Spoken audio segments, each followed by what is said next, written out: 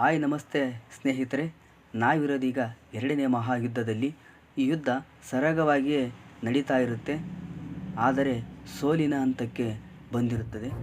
ಯಾಕೆ ಸೋಲಿನ ಹಂತಕ್ಕೆ ಬಂದಿರುತ್ತಂದರೆ, ಕೆಲ ಕುತಂತ್ರಿಗಳು ಮದ್ದು ಗುಂಡುಗಳಿಗೆ ಸಗಣಿಯ ನೀರನ್ನು ಬೆರೆಸಿರುತ್ತಾರೆ. ಆದ ಕಾರಣದಿಂದ ಈ ಯುದ್ಧ ಸೋಲನ್ನು ಅನುಭವಿಸುತ್ತದೆ. నిప్పులే శ్వాసగా గుండెలో ఆశగా తరతరాల ఎదురు చూపులో